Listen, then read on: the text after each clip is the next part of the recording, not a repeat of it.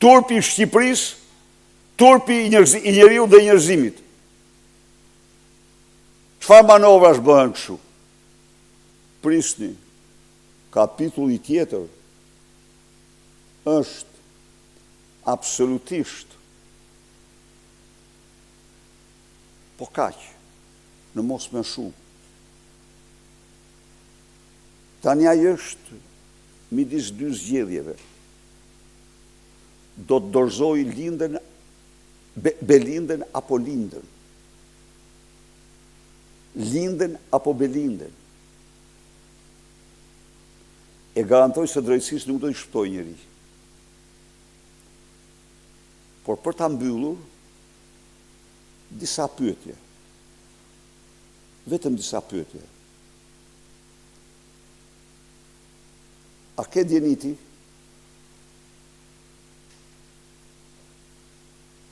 Dhe çfarë djenish ke?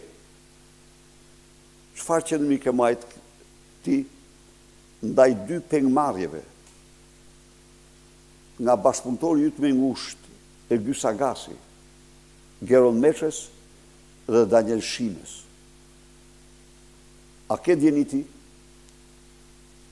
që bashkëshortja juaj, sipas regjistrimeve të depozituara në SPAK, ka bërë ndërhyrje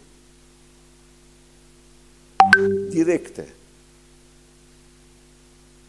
në përcaktimin e fituesve të tendrave kunatit vetë, në kofshtin tënë privat, për Armand Frangu? A ke djeniti se nga një biznismen mediokër, me angazhimin direkt të familjes tuaj, Frangu ushtrua në fituesin kryesor të tendrave, ai me kompani, me Prestonome dhe me ortak falso, thuhet se mund të ketë rrëmbyer 96% të gjitha tendrave. A ke djeniti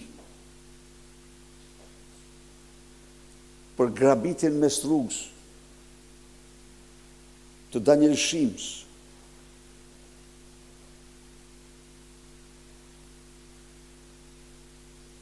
A ke djeniti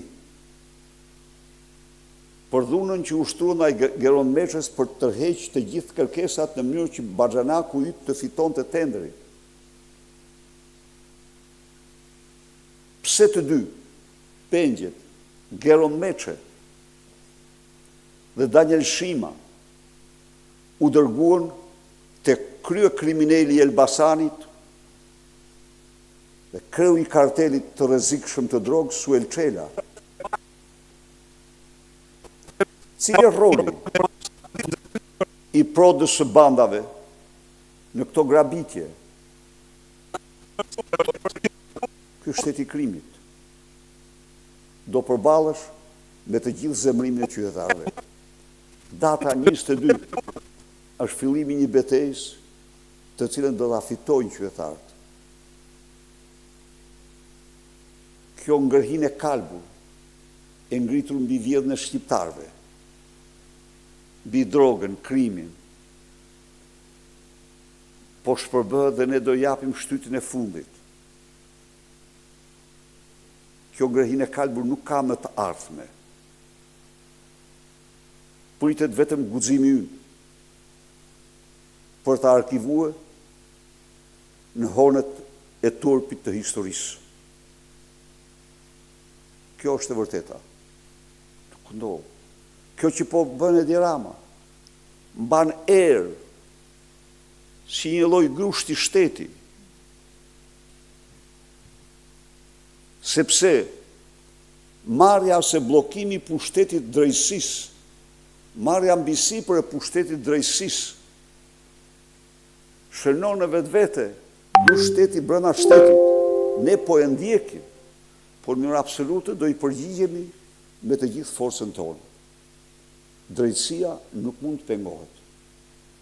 Jo, ne kemi dhënë shembull kur ne nuk kemi bërë përpjekjen më të vogël kur ne ishim në pushtet, zëvendës kryeministri, për këta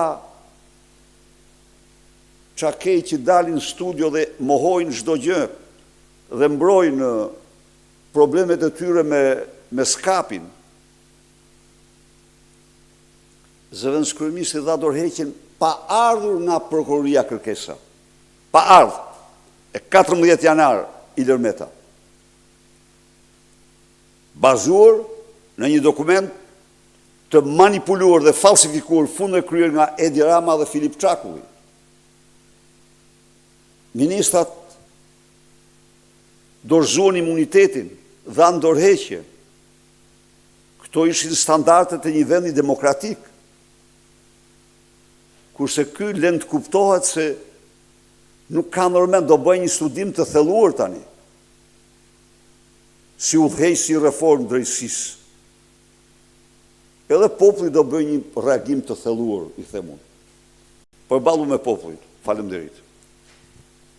Zoti Berisha, ju e përmendët pak a shumë tashmë në fund të fjalës tuaj, por nëse vërtet Partia Socialiste, majoranca, nuk do të lejoj votimin në kuvend pro kërkesës së SPAK-ut, çfarë do të ndodhë, çfarë precedenti krijohet dhe çfarë do të bëjë opozita përkundrejt kësaj situate?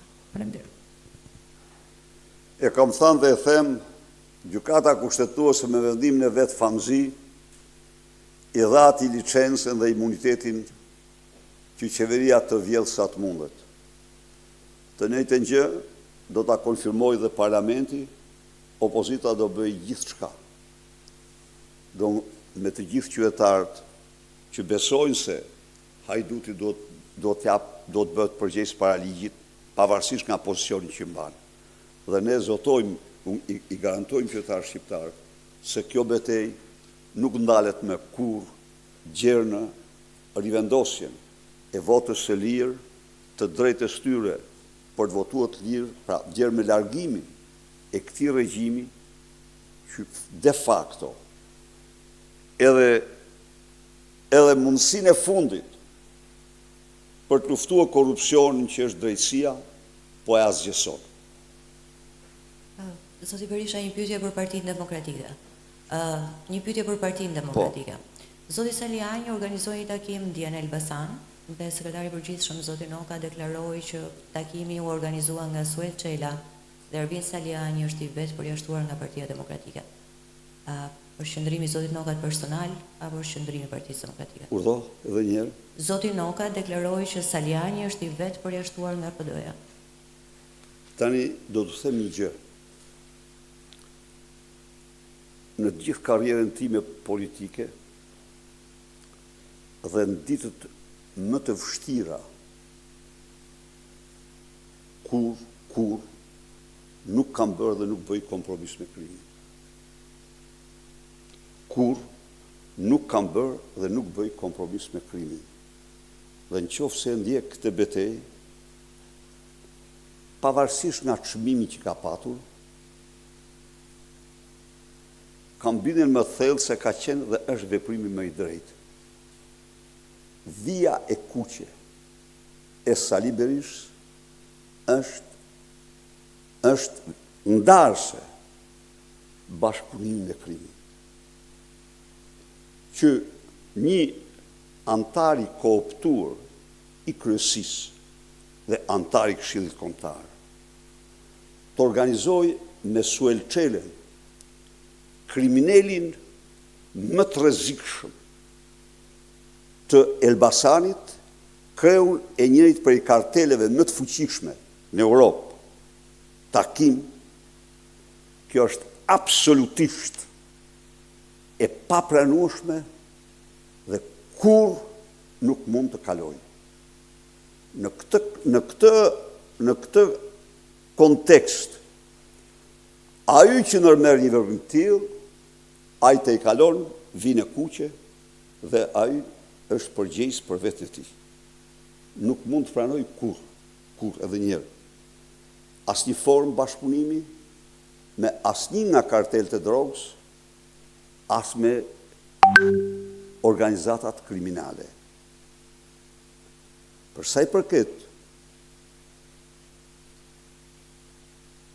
takimit që thoni ju, kemi patur informacione, jo një, po disa, të cilat pohojnë që Suel Qela ka qenë organizator në hije kryesor i takimit. Përshëndes të gjithë drejtues të Partisë Demokratike të Elbasanit, strukturat e saj që e bojkotuan me neveri një takim të tillë. Pra, kjo parti ka linjë absolute të kuqe. Çdo formë bashkëpunimi me organizatat kriminale dhe kartelet e drogës. Kaq.